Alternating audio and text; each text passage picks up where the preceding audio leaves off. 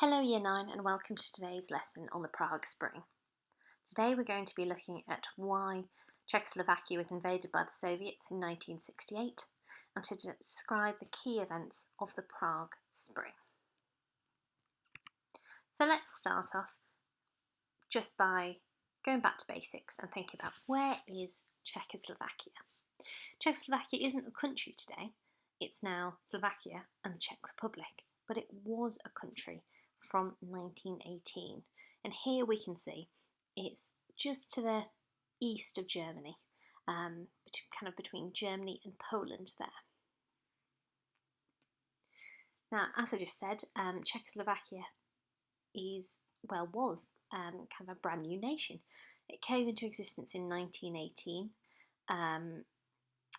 It was eventually occupied by the Nazis during World War II, and then after World War II, the communists seized power and turned Czechoslovakia into a satellite state. However, by the 1960s, the Czech people had got fed up with communist rule. Those who had liberated them in 1945 ended up being their oppressors, and they were fed up with the communists telling them how to run their country. They wanted rid of them. So why is it the Czech people were so unhappy with communist rule? Well, firstly, it's about the economy. The communist economy was not that strong, which meant that there wasn't much wealth within Czechoslovakia. This meant people had a poor standard of living. They also disliked lots of the restrictions communists put on their life. For example, they couldn't vote freely. They could only vote for the communists. They wanted to have more say in how their factories were run instead of it being run by the communists. And they hated the secret police. So there's a secret police in all satellite states. You know, of course, of the East German Stasi. You know of the NKVD in Russia. The Czechs had their own secret police who were constantly watching them, spying on them, informing on them. So again, think Gestapo. Furthermore, all aspects of their media were controlled, so films, newspapers, you couldn't freely say whatever you wanted to. And all of this together meant communism and the communist leader became very unpopular in Czechoslovakia. In 1968, there was a change of leadership. A new leader, Alexander Dubček, was made head of the Czech government. Now, Dubček was a communist. However, he was a reforming communist. So he wanted Czechoslovakia to maintain communism, but he wanted to remove all those nasty aspects of communism, all the repressive bits, like the censorship and the control of media. So he wanted a lot more freedom for his citizens. This he decided he would call socialism with a human face. So like a friendly version, a nice version of communism. Now, his government introduced a whole series of nice reforms into Czechoslovakia to try to give the Czech people these freedoms. And we call this set of reforms the Prague Spring. Prague is the capital of Czechoslovakia, so it's named after that. This flower shows you all of those different reforms that the Prague Spring included. We've got things like the end of press censorship, basic provision of human rights, freedom to travel abroad. Remember, the Iron Curtain had fallen over Europe and you weren't able to move from east to west. Now, there's a funny looking chap at the bottom of the screen there. His name is Brezhnev. Now, Brezhnev was the leader of the USSR at this point, and he didn't like these new reforms.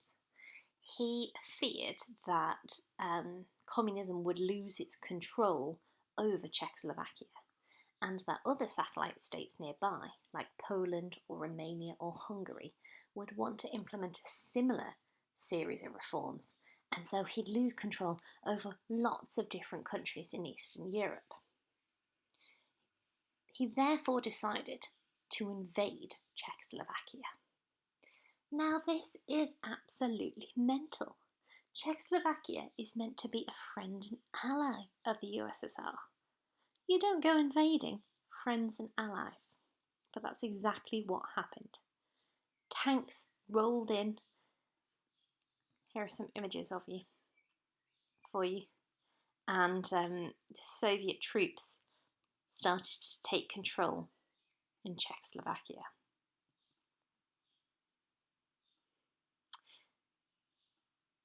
Now the Czech people didn't fight back. What was the point? They were against the Soviet army. They were just civilians. They couldn't fight back. So instead, they peacefully protested. Now, this is the 1960s. So this is when the hippie movement was getting going. So they did peaceful protests inspired by this movement. For example, they sat in front of tanks. They placed flowers in the guns of the tanks as well.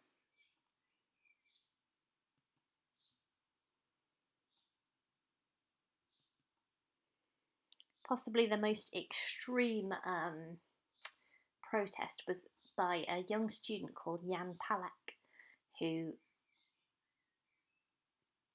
set himself alight in order to protest. Now, the USSR's invasion was seen as really heavy-handed, really oppressive and nasty. Now, the Soviets in 1945 had been the people who'd saved Czechoslovakia from the Nazis. They'd been welcomed in 1945, as we can see from the street cartoon on the left here. The contrast then, by 1968, when these troops are the invading force, hurting peaceful protesters, was really shocking. It was a propaganda disaster for the USSR. It made communism look awful.